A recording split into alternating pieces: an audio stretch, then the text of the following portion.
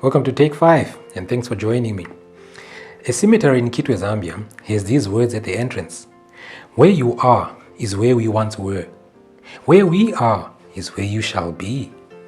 Hard truth, eh? There is an old story of a king and his clown or jester who sometimes said very foolish things. One day the jester had said something so foolish that the king, handing him a staff, said to him, "Take this and keep it till you find a bigger fool than myself." Some years later, the king lay on his deathbed. His courtiers were called, his family and his servants also stood round his bedside. The king, addressing them, said, "I am about to leave you. I am going on a very long journey, and I shall not return again to this place. So I have called you all to say goodbye." Then his jester stepped forward and, addressing the king, said, "Your Majesty, may I ask a question? When you have journeyed abroad visiting your people or paying diplomatic visits to other courts, your heralds and servants have always gone before you, making preparations for you. May I ask what preparations your Majesty has made for this long journey that he is about to take?" "Alas," replied the king, "I have made no preparations." "Then," said the jester, "take this stuff with you, for now I have found a bigger fool than myself." My friends, death is an intruder. It wasn't in God's plan in Eden. Men were supposed to live forever. And still today, despite our awareness of it, we rarely think it will happen to us, that we could be next. And if it does, then what follows? Anthony Fernando, a 21-year-old man living in Colombo, Sri Lanka, went fishing one day off the coast of the island.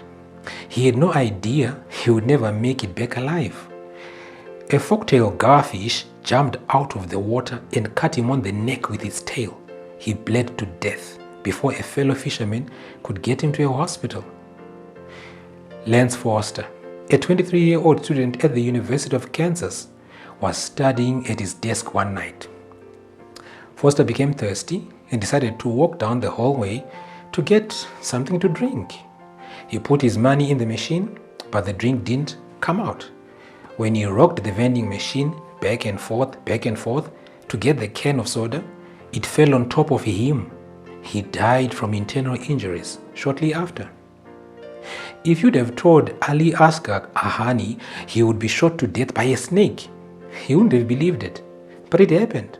Although he could have shot the snake, this man from Iran was trying to capture it alive.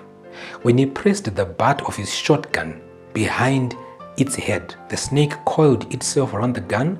With its tail thrashing, the snake pulled the trigger, firing one of the barrels and shooting Ahani in the head. After winning $3.6 million in the lottery, William Curry must have thought he was the luckiest person in the world. But he wasn't lucky for very long. 2 weeks after hitting the jackpot, Curry, at the age of 37, died of a heart attack. His sister-in-law said the stress of winning the lottery killed him. None of these people knew or even imagined that death was just moments away. Death can come unexpectedly to anyone. Have you ever thought about how you will die? Will you be cut by a fishtail, crushed by a soda machine, shot by a snake? Maybe your heart will just stop beating. You probably won't be able to predict how or when your death will occur. Nevertheless, you have an appointment with death and you need to be prepared. So, regarding death, 3 questions were asked me. The first one, who dies and do they know they shall die? Second one, where do we go when we die? The third one, and what are ghosts? Well, a Bible-believing Christian like me, in response, would say, firstly, Ecclesiastes chapter 9 verse 5 says, "For the living know they shall die, but the dead know not anything, neither have they any more reward, for the memory of them is long forgotten." So it's clear, the living know they are not invincible, for one day they shall die. The text also implies that stories of people who come back from the dead and saw heaven are not accurate. Why? Because the dead know nothing. As for the second question, Ecclesiastes 12 verse 7 says, "Then shall the dust return to the earth as it was, and the spirit shall return to God who gave it." So the breath of life, Genesis chapter 2 verse 7, returns to God, and the dust returns to the dust. There is no living separate existence of a spirit in heaven. Otherwise, Jesus would have, at the tomb of his friend, called out, "Lazarus, come down." Instead, Jesus said, "Lazarus, come out of the tomb." Actually, I've seen many saying, "Man has a soul." Not so. Genesis 2:7 says, "Man became a living soul." So I am a soul. You are a soul. As much as Ezekiel 18:20 said, "The soul that sinneth, it shall die."